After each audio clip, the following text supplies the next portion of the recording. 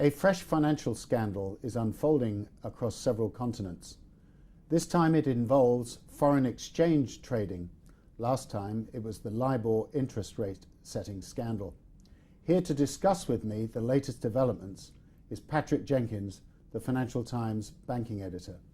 Patrick, tell us, what is going on? Well, as you say, it's another scandal involving very similar things. The setting of rates. In the LIBOR scandal, that was interest rates, and the way that these rates were set were through panels of banks coming together and averaging the prices that they would put together. There was collusion in that market, and we've seen what's happened as a result, 3.5 billion of fines already from regulators. Now, in the Forex market, which is huge. Which is vast. It's a $5.3 trillion a day market. Similar allegations are coming to light. And the banks involved? Well, there are about 12 banks globally that have been implicated so far. They've either said publicly that they are being investigated, or we know that to be the case.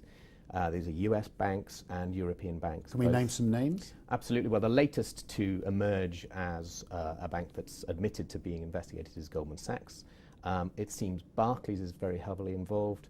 Of the 12 bankers, traders that have been suspended or gone on leave globally, half of those are at Barclays, and half of the 6 that they've suspended are in the US. So this is clearly a global phenomenon. And this is terrible, particularly for Barclays, of course, under its new chief executive, Patrick Jenkins, who's been cleaning house and installing what we call a new culture at the bank. Absolutely. It's at Barclays, as you say, it's a particular issue, but for all of these banks that want to put the past behind them, all the pre-crisis heady scandals that are now emerging, that was done in the excess period of up to 2007. In the credit boom. Exactly.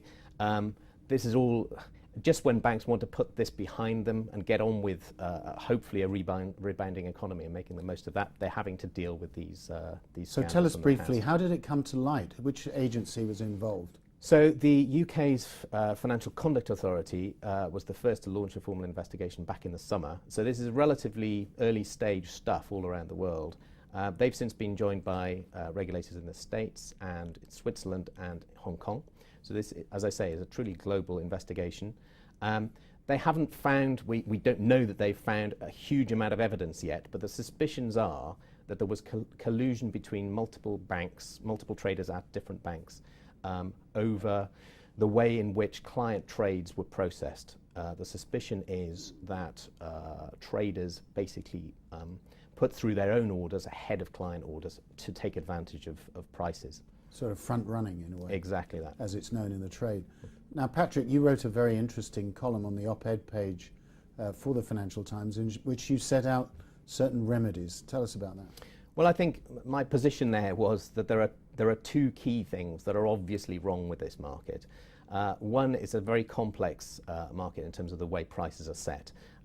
There's no one pool of prices. There are multiple platforms all around the world. So it's a simplistic argument, but one that I think carries some weight, that why not create an exchange, one central exchange equivalent to the equities market, let's say the London Stock Exchange, that type of exchange where you could have an ongoing, very transparent way of trading Forex. And you said something else rather controversial, which was no more big fat bonuses for the foreign exchange traders who can earn up to £5 million? £5 million a year is kind of typical for the top traders in this market, apparently. And you've got to think, is that appropriate for a market which should be really the kind of archetypal utility banking service? This is, clients who want simply, pounds traded into euros.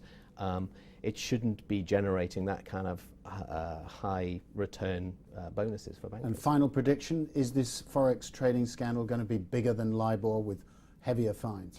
Well, as I've said, it's very early days in terms of the investigation, and we haven't seen any conclusive evidence yet. But there are, we know that there's email traffic that has been submitted to regulators, which presumably is damning for the banks involved. And I think, if there is anything like the kind of proof that there was in LIBOR, this could be far bigger, because this is a far bigger market, as I was saying, more than $5 trillion a day, and it touches so many more people than the rather abstruse LIBOR. So yes, I think banks need to brace. Patrick Jenkins, thank you very much.